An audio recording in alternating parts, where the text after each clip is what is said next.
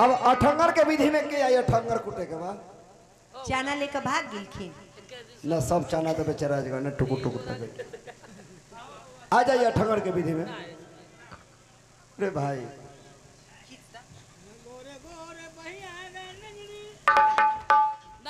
गा दिया निनड़ी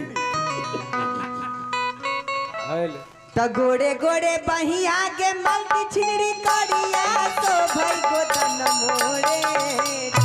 के प्रिया करिया सो भाई गोदन मोरे जा के प्रिय छिनरी करिया सो भाव गोदन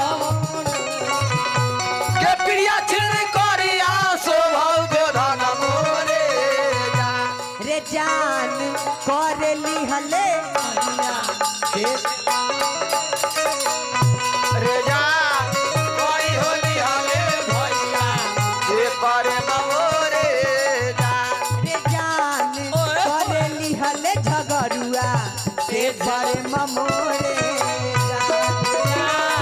करी होली हले मिथले सच्चा अरे करे मोरे मैया समझा बहू के लपरी बहिनिया समझा बहू के छिनरी बहिनिया समझाऊ रे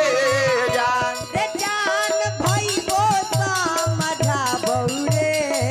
जान के प्रिया छिनरी भाई वो समझाऊ रे ना रे जान छोड़ी दही झगड़ुआ से पर मोरे रे जान छोरी हो दही डाले सचा से करे मोरे जान रे जान छोड़ी दही झगड़ुआ से पर मोरे रे जान छोरी हो दही पवित्रा से करे मोरे जान के लागे दही सोनापुरा छतर मेला लाड में झूलावा कुमारो तो गुलावा जटावा हो जटानी के चूल्हा गुलिया ना दो एगो झूलावा रसगुल्ला जटावा हो छोटा मट करई रे जान छोई हो दहु पवित्रा कोई होले लगई अरे मोती के करनमा चाहे चाहे तई हमारो जन्म रे जान गए हमारे कदमों रे जान रे जय भाई जय हलखन रे रे जान जय भाई जय हलखन मोरे जान रे जान नाही छोड़ भाई के नमा से पर मोरे जान कही हो गई से पर मोरे अच्छा एगो बात सोच के देखिए आप लोग हाँ। कितने मूर्ख हैं बिल्कुल हम सब के समेट लिया तू एके गो के फेरा में पड़ल कैसे? रे जान छोड़ी दही परमेश्वरा से मोहब्बत रे जान जान छोरी हो दही झगड़ुआ से पर मोरे जान नहीं छोड़बो झगड़ुआ से पर मोरे जान नहीं छोड़बो झगड़ुआ अरे अरे रे जान नाही रे छोड़बई झगड़ुआ से पर ममोरे तो भेज दही चलो लगा अब अठंगर के विधि होता भेज दही ठीक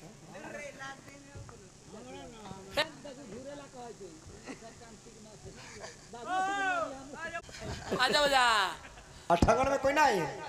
चलो रह जा आजा बजे अठंगर के विधि हो गई पूरा बैठल है बार बार आजा बजा ऐसा ही बोलते चल जाए। अब विवाह लेकिन विवाह का आवे के ई मतलब ना है धान ओखरी कुटवा दो चलो लाओ गा दो थोड़ा गप तो 100 दफे बोलेंगे तब एक दफे आइएगा तो ये ठीक ना नु पहले चाय के जुगाड़ लगे कैसे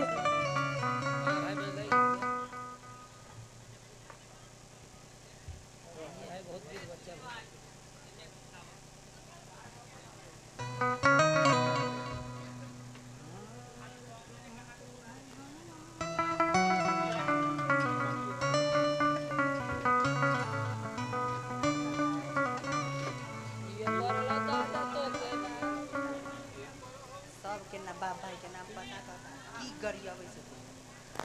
नया गाड़ी लगा हो लगा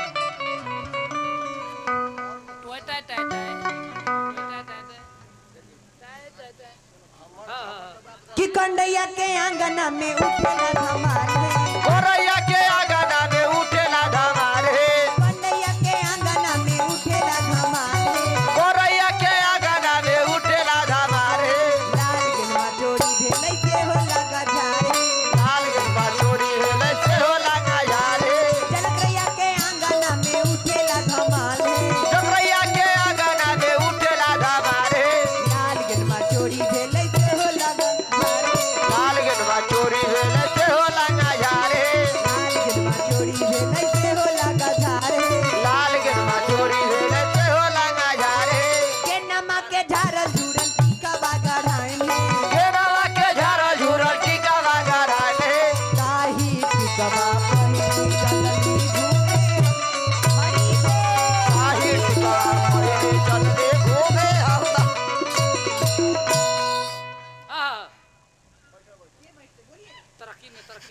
चलिए वही में लड़का चाहे लड़की के फुआ चाहे बहन साड़ी के अंचल से ओखरी के मुंह झाकेला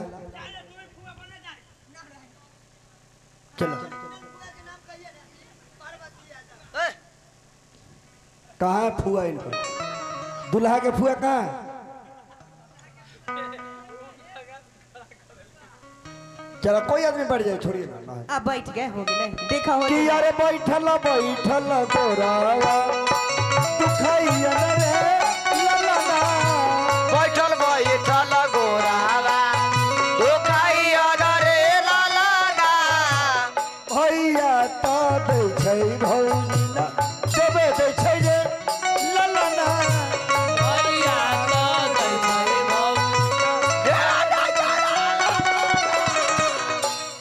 कैसन भिख मंगा घर के भौजी हई रे ललाना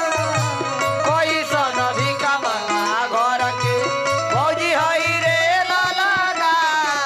कैसन भिख मंगा घर के भौजी हई रे ललाना कोई सन भी कमंगा घर के भौजी हई रे लालाना जाय दियो वहाँ पत रख लेलिए न त की होत रहा कैसन दै भौजाई जाओ। से अहाँ के कैसन भौजाई से? दिया सरकार सब दर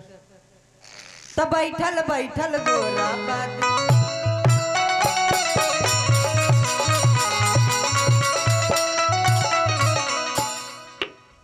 बउआ मुंह सर हटावा सामने से ना होई तो अथी में चलिए ठगन के बीच समाप्त भइल बा अब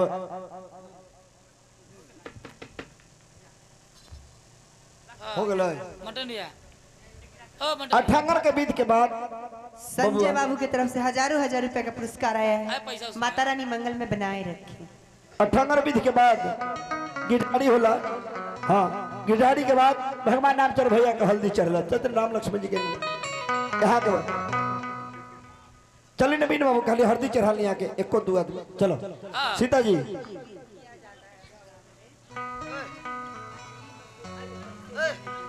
सब चीज पैसा से जोड़े के ना चाहे पैसे ई मत सोचिएगा जब पैसे के लिए बुला रहे हैं लोग यार विध में आइएगा तो शोभा बढ़ रही है तो होला देखो बबुआ पैसा दीजिएगा चाहे मत दीजिएगा कोई बात नहीं तनी दूभी दे दिन लाके देखो भैया उन्हें से दूभी बा का कि हरा दो दा महेश भाई अरे बना जइहा हो पापा आदि हर दा बाला कई हो पापा अरे सोने को दरिया हरदी खनिहा हो पापा सोने को दरिया हरदी बनिया पापा तो गंगा जमुनवा हरदी धोई हो पापा और तो सोने सिलटिया हरदी यो। अपिसिया है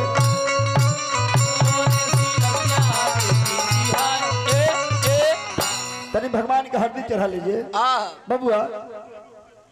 वहाँ वहाँ हल्दी है वही में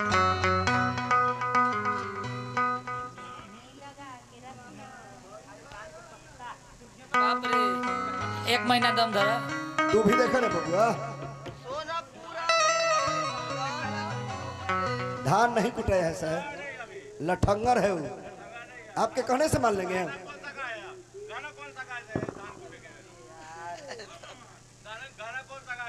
आप कौन गाना सुने धान कुटा हो दूल्हा फालतू वाला बात बोलते हैं सुनिए तब जानिए